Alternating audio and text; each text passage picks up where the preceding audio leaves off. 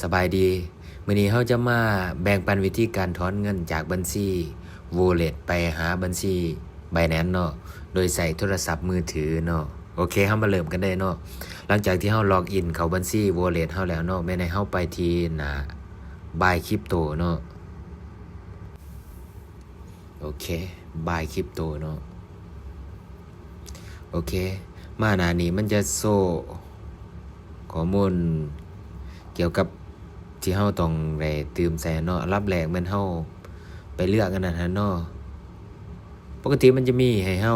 ขึ้นให้เฮาอัตโนมัติอยู่แล้วเนาะเป็นบัญชีที่เฮามีเงินกรณีถ้าเฮามีหลายบัญชีเนาะแม่นให้เฮาเลือกบัญชีที่เฮาจะโอนเนาะซึ่งของเฮาจะเป็นเลือกบัญชีที่เป็นเงินดอลลาร์เนาะเพราะว่า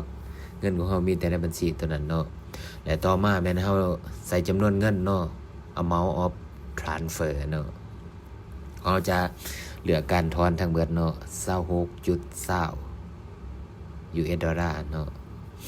และต่อมาแม่นให้เลือก Digital Asset เนาะเลือก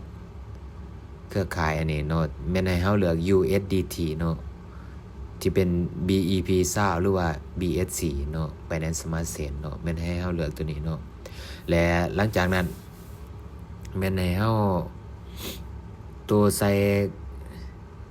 กระเป๋าอันนี้เนาะแม่นให้เฮาเอาไปที่ไปเอามาในบัญชี Binance ของเฮาเนาะแม่นเฮาเปิดไปที่แอป Binance เนาะเข้าไปบัญชี Binance เนาะ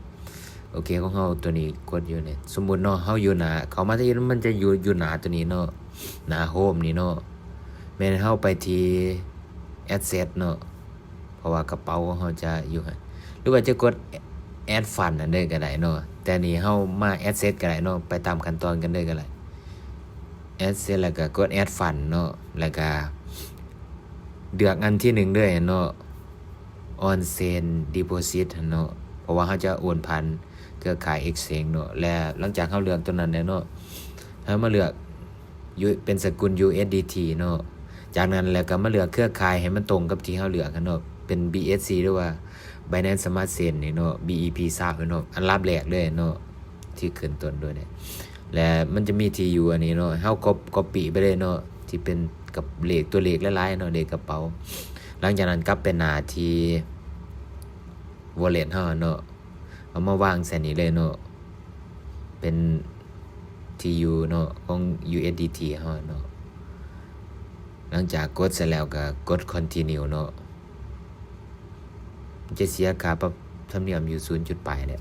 หลังจากเฮากด continue แล้วมันจะขึ้นมาหน้านี่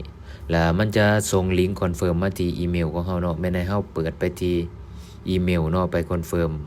ลิงก์ในที่เขาส่งมาให้เฮาในอีเมลค่ะเนาะบางทีเนาะขออีเมลที่เขาส่งมาอาจจะบ่ได้อยู่ในอินบ็อกซ์เนาะอาจจะอยู่ในอันนี้เดือนเนาะให้เฮาไปหาเบิ่งเนาะหลังจากเฮาเห็นอีเมลตัวอันนี้แล้วเนาะให้เฮากดเปิดเข้าไปอีเมลเนาะมันจะมีลิงก์คอนเฟิร์มอยู่นี่คือตัวนี้เนาะให้เฮากดคอนเฟิร์มเนาะโอเคแล้วถ้าสำหรับการคอนเฟิร์มอยู่อีเมลก็สำเร็จแล้วเนาะต่อไปแม่นเฮาย้อนกลับไปหน้าเมื่อกี้นี่เนาะมันจะเป็นอีกแถบหนึ่งสอนอยู่นั่นเนาะนี่โซ่แถบแล้วมันจะเห็นอันนี้เนาะกลับไปหน้านั้นคือสำหรับมือถือมันจะอันนี้แนวนี้นี่เนาะเปิดแถบที่ก่อนหน้านี่เนาะโอเคแล้วมาคอนเฟิร์มอยู่หน้าตัวนี้ต่อเนาะกดคอนเฟิร์มเนาะบ่แม่นคอนเฟิร์มเนาะ continue โอเคหลังจากนั้นมันจะ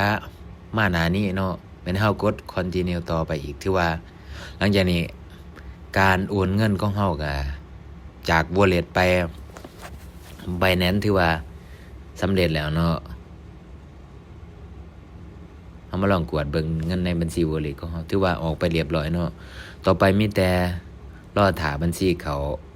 รอท่าเงินเข้าบัญชี Binance ของเฮาเนาะโอเคถือว่าบ่โดนเนาะประมาณบ่ฮอด5นาทีซับเผลอๆไวกว่าซับประมาณ บ่ฮอด1นาทีเดี๋ยวเรามารอท่ากันรีเฟรชท่าเนาะตอนนี้ยอดเงินในบัญชีของเรามีอยู่ประมาณ400กว่าเนาะเอามาเบิ่งว่ามันจะดนบ่อันนี้นี่ข้าวเดียวเนาะบ่ฮอด1นาทีถือว่าเราบ่ได้ตัดเนาะช่วงนี้บ่ฮอด1นาทีจะเห็นเงินเข้าแล้วเนาะเดี๋ยวเราไปกวดสอบเบิ่งอยู่บัญชีอันนั้นเฮานี่เนาะฟันดิ้งนี่เนาะที่จริงมันมีข้อป๊อปอัพแจ้งเตือนขึ้นเนาะว่าเงินเข้านี่เงินเฮาเข้ามาแล้วเนาะที่เฮาโอนมาเมื่อกี้กดเบิ่งแอดเซสอันนี้เนาะเบิ่งประวัติกันอันนี้นี่ที่เฮาโอนมาเมื่อกี้นี่เนาะ25.82สำหรับการโอนเงินจาก Wallet มา Binance ก็จะประมาณนี้เนาะสรุปแล้วจะบ่แตกต่างกันหลายเนาะกับในคอมอันเดียวกันเลยเนาะหวังว่าคลิปนี้จะเป็นประโยชน์เนาะให้กับ